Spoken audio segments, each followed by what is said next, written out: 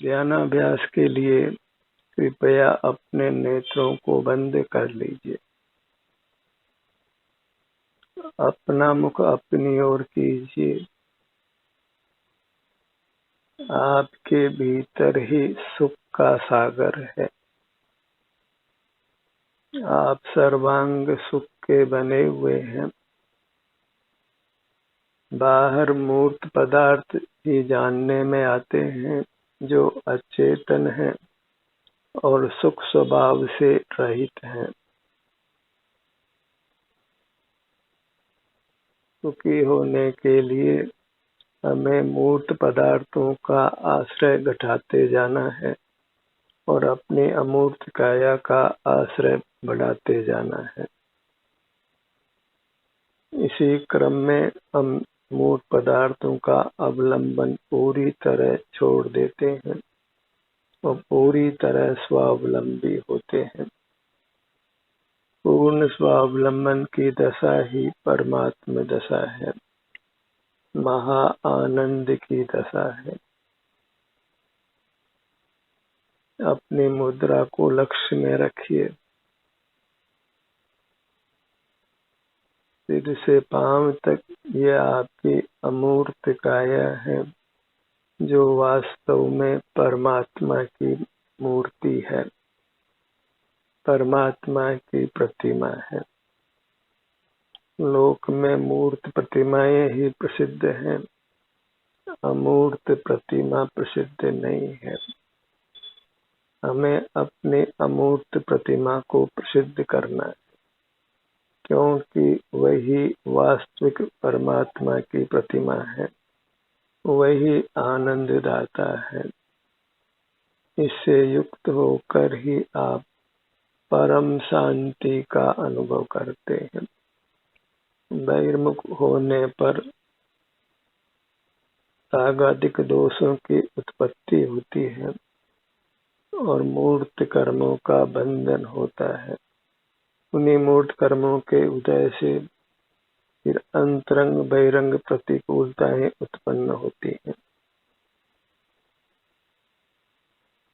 वे अंतरंग बहिरंग प्रतिकूलताएं हमें नहीं भोगनी पड़े, इसके लिए मूर्त पदार्थों का अवलंबन छोड़िए और अपनी अमूर्त काया का ही अवलंबन लीजिए। स्वाधीनता से शरीर में वेदना भोग लेना भी अच्छा है। बाहर की नाना प्रतिकूलताओं के तनाव को भोगना योग्य नहीं है। बहिर्मुख रहने पर बाहर में प्रतिकूलता भोगनी पड़ती है और मूर्त कर्मों का संबंध होने से फिर उनके उदय में बाहर भीतर दोनों ही प्रतिकूलता भोगनी पड़ती है। मनुष्य जन्म को खोकर फिर हम पशु पक्षी योनियों में जन्म लेने पड़ते हैं। वहाँ हमसे भी अधिक पराधीनता है। पराधीनता से बचने के लिए स्वावलंबी बनिए। अपने शरीर का ही एहसास कीजिए जो आपका अपना है, जो आप स्वयं हैं और आपका स्वरूप वैसा ही है जैसा परमात्मा का है। अपने साथ इस मूर्त शरीर को जोड़कर मत देखिए, वह एक संयोग मात्र है। अंतरंग में आप अमूर्त हैं और आनंद घन है। न मनुष्य है न पशु पक्षी है, केवल आनंद है। मूर्त के संबंध से ही हमको मनुष्य पशु पक्षी आदि संज्ञा प्राप्त होती है, स्त्री पुरुष संज्ञा प्राप्त होती है। इन सब संज्ञाओं से पार हम परमात्म स्वरूप हैं, आनंद स्वरूप है।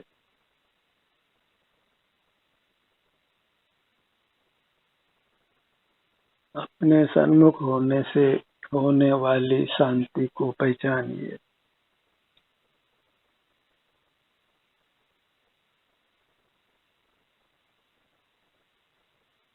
इस शांति की पहचान ही आपको पुनः पुनः अंतर्मुख करेगी। आपको भीतर से ही प्रेरणा मिलेगी अपने आप से युक्त रहने की, स्वावलंबी रहने की, स्वाधीन रहने की।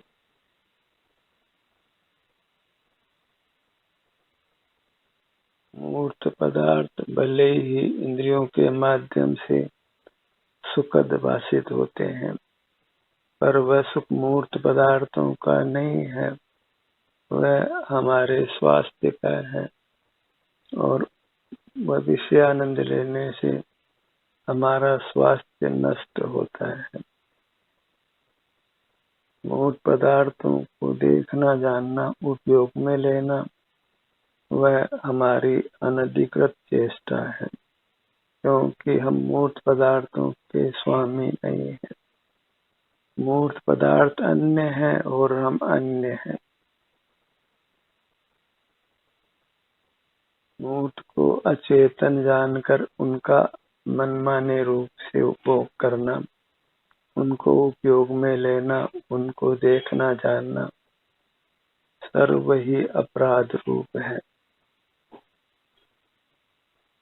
मूर्त पदार्थ नहीं कहते कि हमको देखो, हमको सुनो, हमको सूंघो, हमको चखो, हमको छुओ या अन्य प्रकार से हमको उपयोग में लो।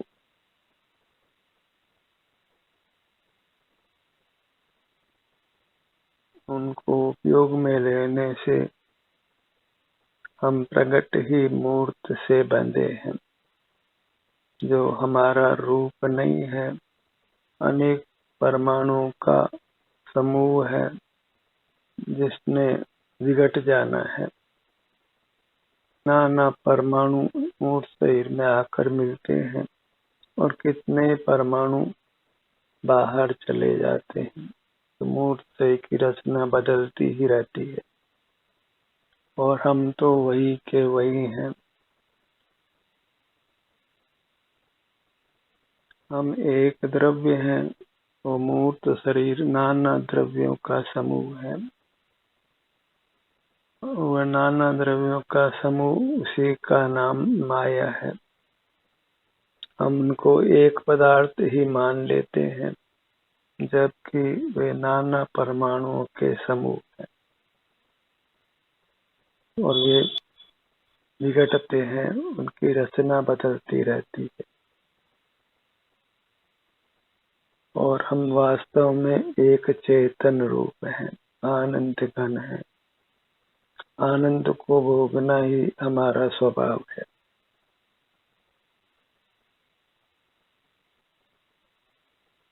दृढ़ता से निर्धार करिए कि हमको मूर्त पदार्थों के आलंबन से अपने को मुक्त करना है। इंद्रिय ज्ञान से यथासंभव अपने को बचाना है और अपना ही अनुभव जो बंद नेत्रों से हम करते हैं वह अतीन्द्रिय है। हम प्रत्यक्ष ही उसका अनुभव करते हैं, उसमें इंद्रियों का माध्यम नहीं होता है। वह स्वाधीन कर्म ही हमको स्वाधीन करता है।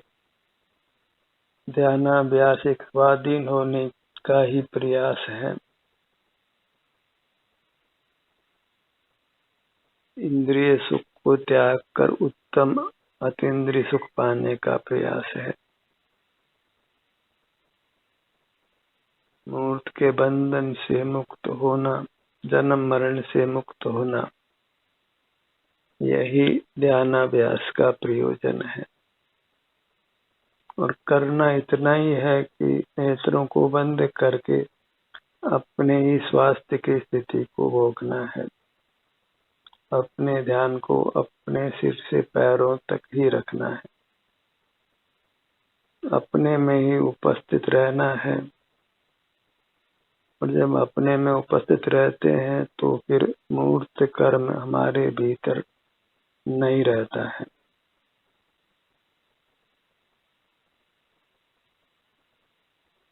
हम अपनी अमूर्त काया के स्वामी बने और बाहर के मूर्त पदार्थों के स्वामी ना बने। इतना ही सुखी होने का उपाय है।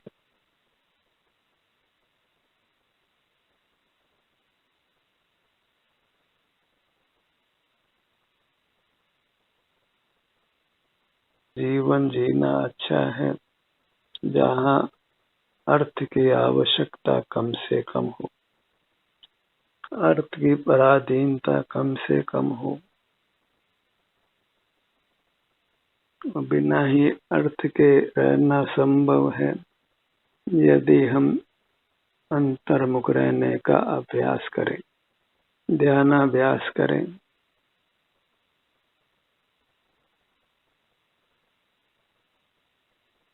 मूर्त शरीर प्राप्त होने का कारण पूर्व में बांधा गया सूक्ष्म मूर्त कर्म है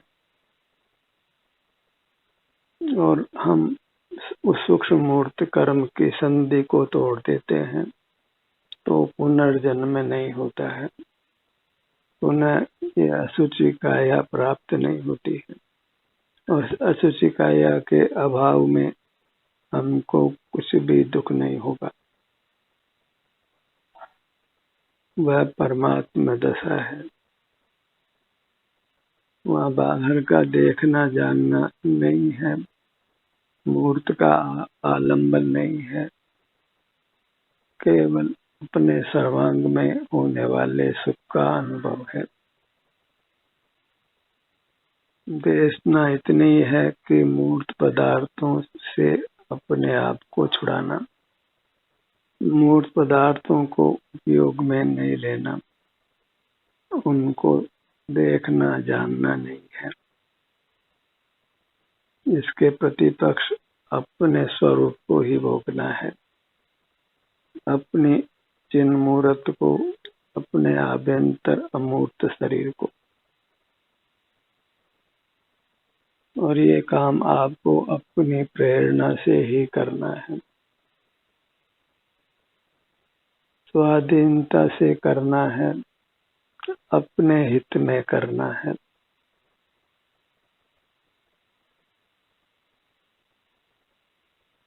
अपने ही सुख की स्थिति का संवेदन करना है, आस्वादन करना है। अत्यंत निश्चल रहना है, अपने में मगन, अकंप, इंद्रियातीत, वचनातीत रहना है। और वह सब कुछ स्वमेव होता है जब कर्म का संबंध टूट जाता है। वहाँ फिर आनंद ही आनंद का अनंत काल तक भोग है।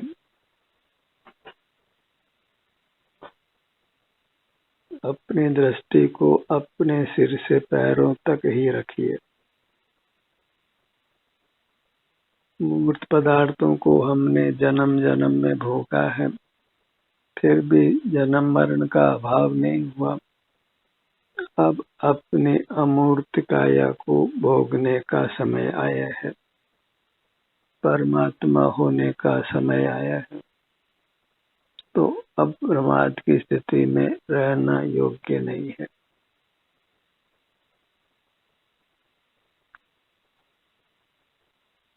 अंतर्मुख होकर स्थिर रहिए, अपने ध्यान को अपनी अमूर्त काया में ही विचरण कराइए।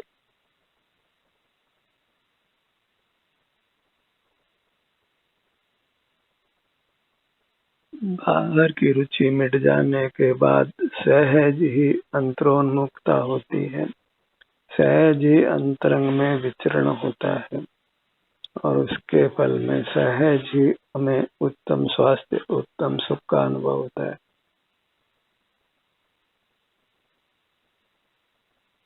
तज पुद्गल ग्रह जीव बस शीघ्र लहो निर्वाण। ये छोटे छोटे सूत्र बड़े काम के हैं कि पुद्गल को छोड़ें और चेतन को अपनाएं।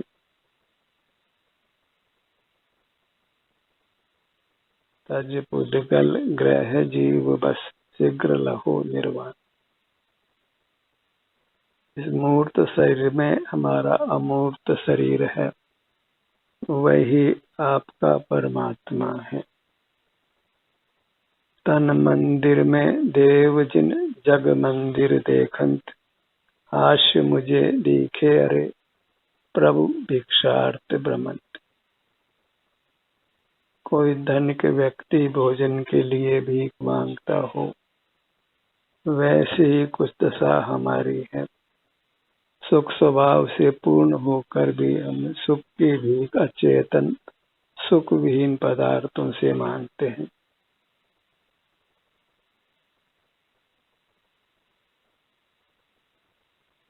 लोक में तो कोई व्यक्ति आपको भोजन दे भी सकता है, पर मोक्ष मार्ग में तो परमात्मा चूंकि बाहर के ज्ञान से अपने आप को रहित किया है, वे तो आपको किसी प्रकार का कोई भी सुख नहीं दे सकते। उनसे सुख की आशा करना नितांत मोह का उदय है।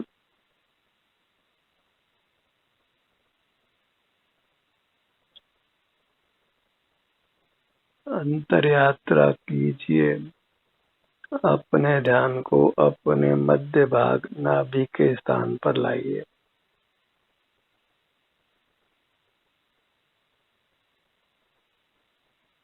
पूरा पेट का भाग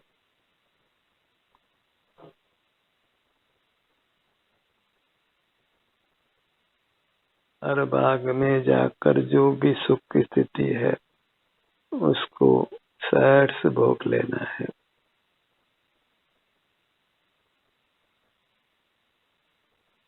जो सुख की कमी है वह बद्ध मूर्त कर्मों के उदय के कारण है, लेकिन जब हम अपने ही सन्मुख रहने लगते हैं तो सर्व ही बद्ध मूर्त कर्म नष्ट हो जाते हैं।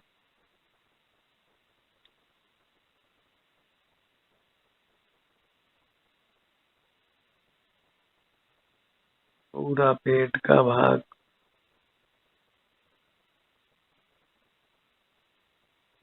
बाईं ओर, दाईं ओर, आगे और पीछे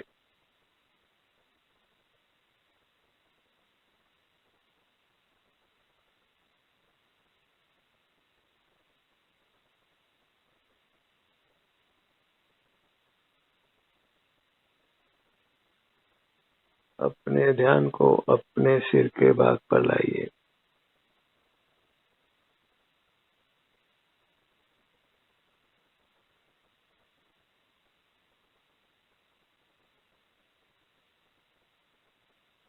यह एक स्वावलंबन की क्रिया है, इंद्रिय जय करने का उपाय है।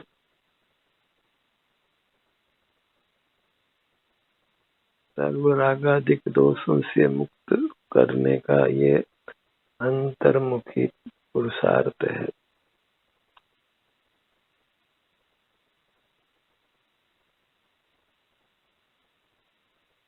अपने ध्यान को अपने ललाट भाग पर लाइए।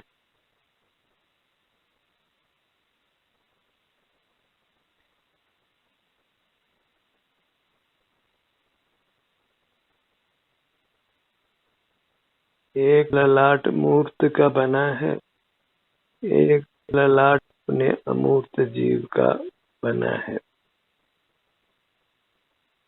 एक इंद्रिय गम्य है और एक स्व संवेदन गम्य है। हमें स्व संवेदन गम्य अपने अमूर्त अंगों भागों के सन्मुख होना है।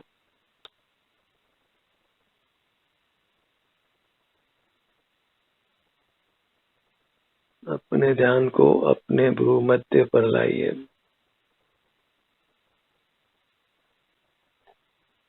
विकल्पों को नहीं नचाना है, केवल अपने सन्मुख रहना है।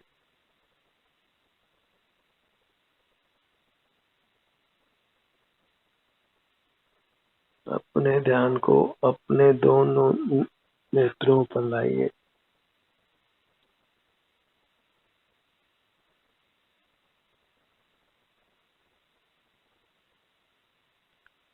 अंतर्मुख रहने से हमारी सर्व इंद्रियां कुशल रहती हैं। स्वर यंत्र भी ठीक रहता है।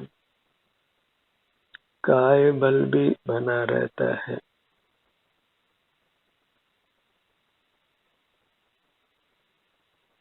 और बाहर में भी बहुलता से प्रतिकूल संयोग नहीं रहते हैं। अंतरंग बहिरंग अनुकूलता ही रहती है।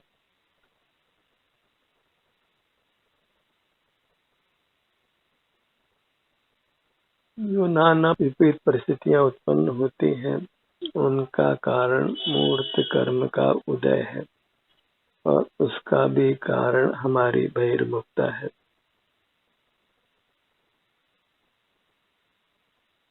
अपने कानों के भाग पर आइए। कर्ण युगल।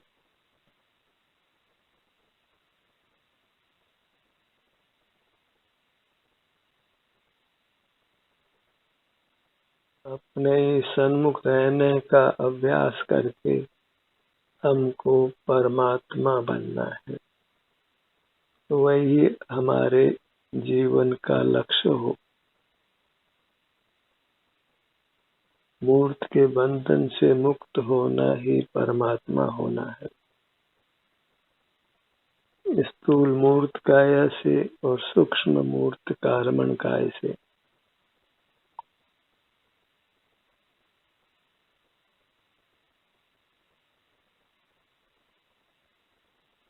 अपने ध्यान को अपनी नासिका पर लाइए।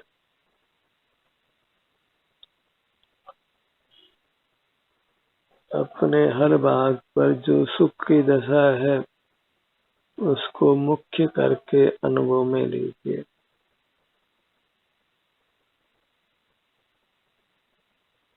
अन्य कुछ परिणाम होता है, वह सब चिद विकार है। कर्म का संबंध होने से होने वाला विकार, विभाव परिणाम, और विभाव परिणाम सुख रूप नहीं है।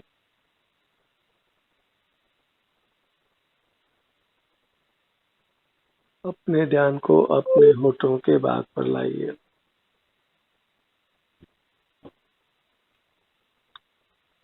अंतर यात्रा करते हुए रहने का ही अभ्यास कीजिए, उसी की आदत डालिए।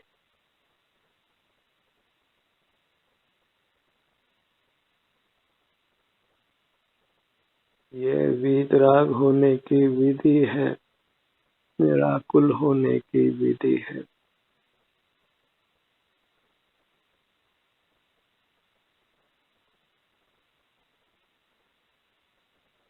अपने ध्यान को मुख के भीतर तालु भाग पर लाइए।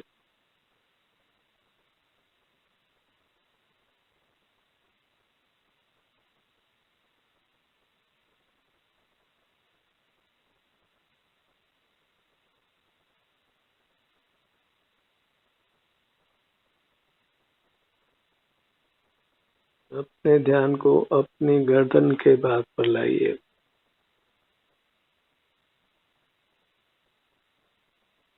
बहिर्मुख रहना वह प्रमाद की दशा है और अंतर्मुख रहना वह पुरुषार्थ की दशा है। और पुरुषार्थ से ही मोक्ष की प्राप्ति होती है।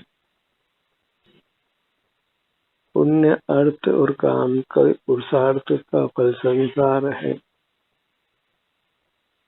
और अनुभव रूप रहना, स्वानुभव रूप रहना वह मोक्ष का पुरुषार्थ है।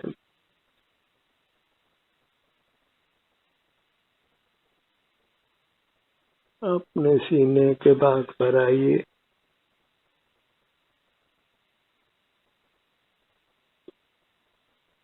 इस प्रकार अपने आभ्यंतर अंगों को स्वस्थ रखिए। वेदना मुक्त रखिए।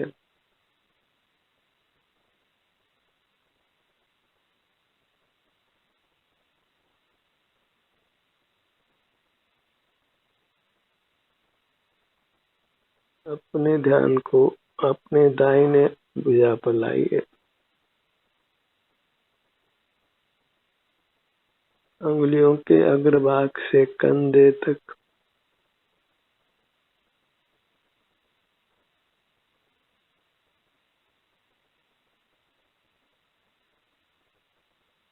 अपने सन्मुख रहकर अपने को शक्तिशाली बनाइए।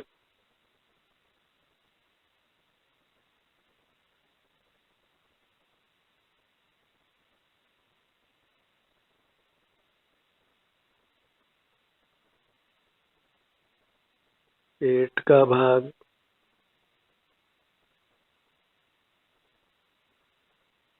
पूरा पेट का भाग, नाभि का स्थान,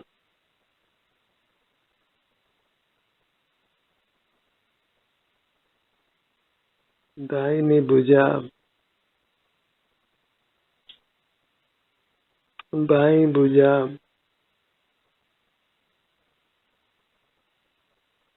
दाहिना पैर, बायां पैर,